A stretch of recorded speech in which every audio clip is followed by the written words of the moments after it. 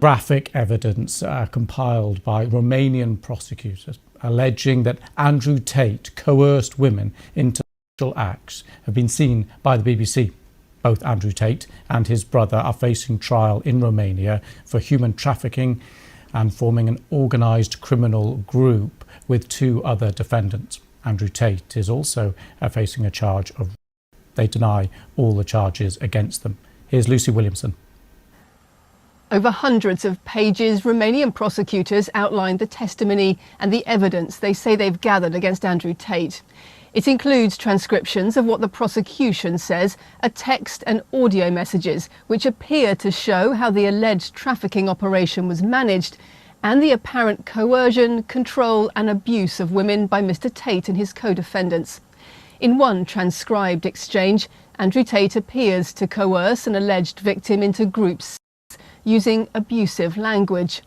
His brother Tristan is also quoted in prosecution transcripts, allegedly talking about slaving women for 10 to 12 hours a day.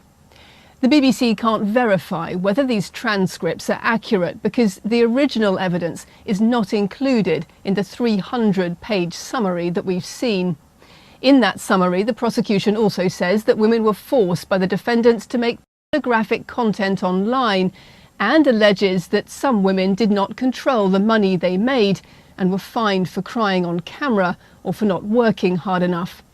A spokeswoman for the Tate brothers said that they vehemently denied the serious allegations against them and accused the BBC of lacking impartiality, but she didn't provide any detail or respond to the specific allegations we raised. Defence lawyers are expected to challenge the prosecution evidence in a... The big bombshell has dropped. Ladies and gentlemen, if you trust the BBC, I'm going to tell you they actually got something right.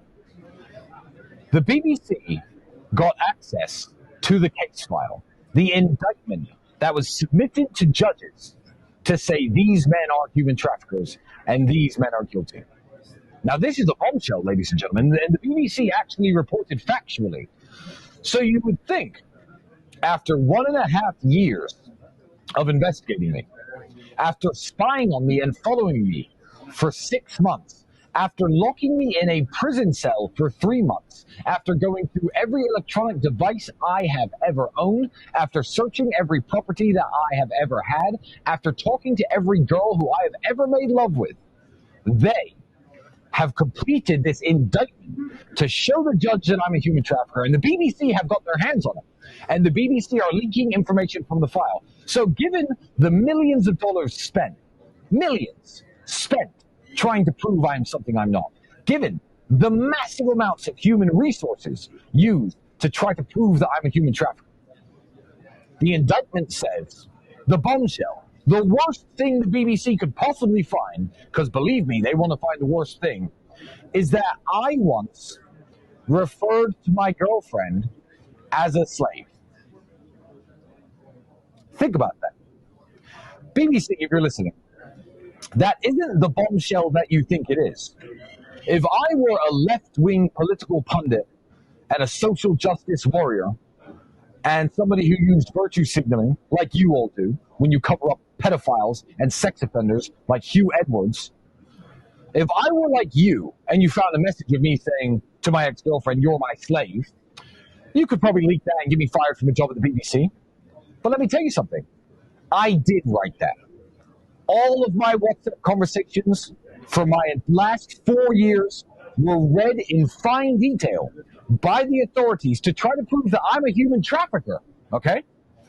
I did in fact write that my ex-girlfriend was my slave. Now, here's the important takeaways from that. Can you imagine what should be in this case file? If I am the man they say I am, there should be chains, dungeons, handcuffs, urine-stained mattresses, messages saying, "Bitch, get back out on the street," me selling people, transactions, "I'll meet you here, I have 3 girls for sale," proof anyone traveled anywhere, me physically moving people from one place to another. That's what human trafficking is. Why, if the BBC got their hands on the indictment, do they print a story that says I called my ex-girlfriend a slave? Because, ladies and gentlemen, This is the great bombshell. The BBC lined this up for me. That is as bad as the evidence against me gets, which is insane. Because the girl who I called a slave, obviously as a joke, one, did not make a complaint about me, two, is protesting that I'm innocent, three, has told everybody I'm a lovely person, and four, it's not even about the girls who lied and came here. I wasn't even talking about them when I said someone's my slave.